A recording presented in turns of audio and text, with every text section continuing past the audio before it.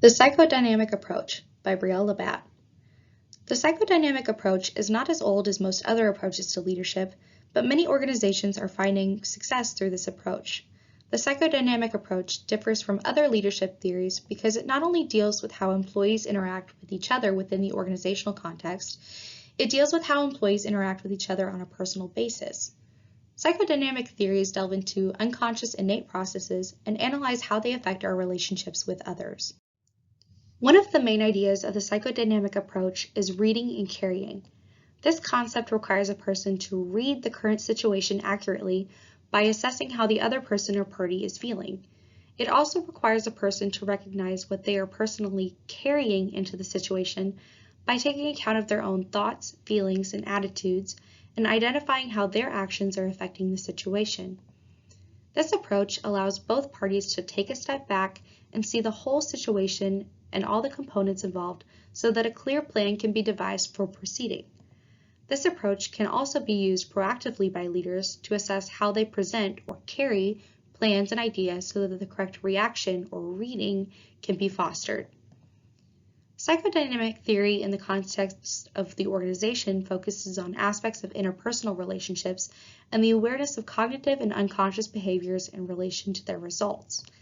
It helps to identify trends of weakness or dysfunction throughout the organization as a whole or on a smaller team within the organization. J.M. George introduced the idea of group affective tone, referring to a group that typically responds uniformly to certain things. Later, the idea of emotional contagion described a group that unconsciously began to mimic one another in actions, words, expressions, posture, and so on. Ideally, the psychodynamic theory would operate through every employee in an organization and should be at the core of the organizational culture. Every person would be self-aware about the energy and emotions they are bringing into every interaction and would be able to accurately assess the energy and emotions that others are bringing into the situation. Communication would be clear and precise, and issues could be dealt with objectively. Managers and leaders would be able to assess what internal factors cause an employee to act or react the way that they do, and would be able to communicate in a way that is easily understood and received by the employee. The psychodynamic approach to leadership would be included in the human resource frame. The human resource frame focuses on what organizations and people do to and for one another. And psychodynamic practices can help to create the kind of culture that serves both the employee and the employer. Maslow's hierarchy of needs demonstrates the innate need for social belonging, esteem, and self-actualization. The psychodynamic approach creates a culture where employees can grow their relationships with others by becoming better communicators. It can grow esteem due to the mutual respect that can be built through psychodynamic practices, and can help cultivate self-actualization by helping the employee to self-reflect, to understand who they are and how they affect people. Catherine Sandler encapsulates this concept by stating that the psychodynamic theory teaches a person how to evolve into a balanced and resilient individual with a positive sense of self and others, who's able to tolerate ambiguity and sustain intimate social and work relationships successfully. The psychodynamic approach to leadership is mainly focused on inner emotions, reflection, and self-awareness of one's actions. Due to the personal nature of the psychodynamic approach, a leader who seeks to approach change in this way must understand the complexity and variety of personalities that will be encountered in order to effectively evoke change. Now, let's explore how a leader might implement change within an organization according to Kotter's model of change. The first step in Kotter's model of change is to establish a sense of urgency for change. This includes describing what might happen if change does not occur, and to convince at least 75% of managers that it is more dangerous to maintain an operating level than it is to make changes with indefinite results. The psychodynamic approach to this step would be for the leader to first identify the underlying reasons that the organization would rather stay in their comfort zones than to move forward.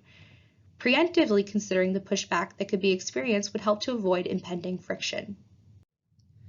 The second step to change is to form a powerful guiding coalition. This step would require the leader to accurately read the situation and be able to assess which employees possess passion for the changes they are trying to create and the psychodynamic skills they need each to communicate effectively. Each member should be able to read the situation and recognize what underlying motivations, feelings, strengths, and weaknesses they are carrying into the situation. The third step to change is to create a vision for the way the change will be implemented. The psychodynamic approach would direct the leader to understand why the change is necessary and how it applies to each employee's role. A leader may conduct interviews or surveys with groups of employees, managers, and supervisors to assess the way that the proposed changes will affect them. This understanding will help the leader to create a plan that can be put into action on every level of the organization. The plan can then be specific enough to feel applicable to each employee, but vague enough to be adjusted for each role. This approach also aids in the avoidance of the anxiety that comes with change. The next step in leading change is to communicate the vision.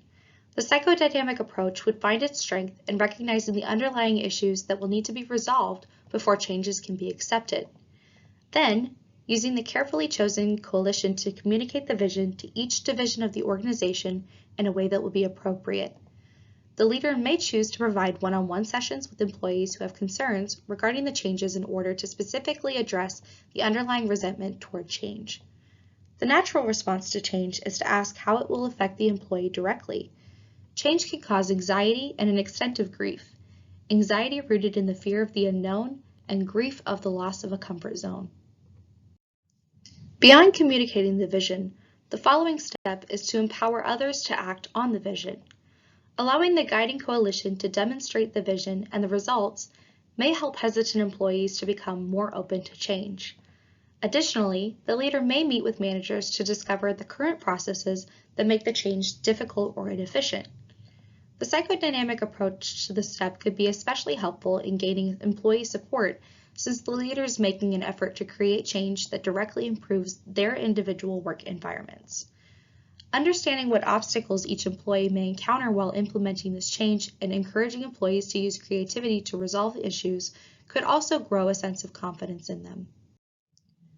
Cotter's next step in creating change is to plan for and create short-term wins. From the psychodynamic approach, this may look like documenting reflections of things that could have gone better and celebrating the next time the situation is handled correctly. The psychodynamic approach may present a weakness in this step due to this approach being mainly concerned with the inward struggle. Once the initial change has been successful, the next step is to consolidate improvements and produce more change. This step may involve the execution of additional interviews and surveys to assess the effectiveness of the initial change and to determine the gaps provided by the new way of working. The success from the initial change should help ease additional grief caused by more change. Accomplishing the goal will allow others to see the vision in action and can build faith in employees that the change is ultimately for good. This approach will help to develop more leaders that can then further the vision.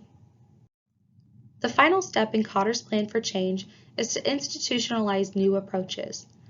The leader can use psychodynamic practices to their advantage in this step by recognizing the effect their communication has on other employees. If the leader chooses to acknowledge the initial fears, but reaffirms with the success the change has had, the employees should be more willing to continue the change to create new social norms and new values. Continuing to develop leaders that can also communicate the vision effectively will allow the vision to carry on. Ultimately, the psychodynamic approach can be very helpful when approaching organizational change. This approach can be effective when trying to get employees on board with a new way of working because it can address anxieties that come along with change. Leaders that are adept in psychodynamic practices may also be able to usher in change in a way that considers the factors of each division involved, like other leadership styles may lack. The consideration of each employee can help to preemptively close gaps in the initial plan for change that may have caused the shift to be unsuccessful. While the psychodynamic approach can be successful overall, it may experience weaknesses in areas such as goal setting.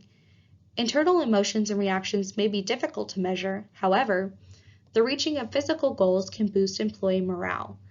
Another way to address this weakness may be to incorporate periodic surveys to assess the general reaction to organizational changes.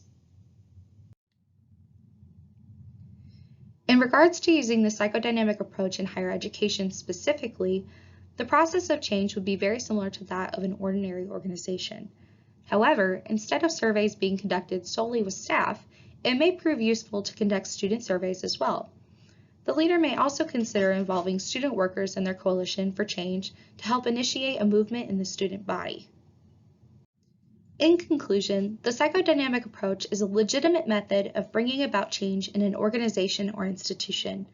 Though it may have its challenges, it also has many strengths.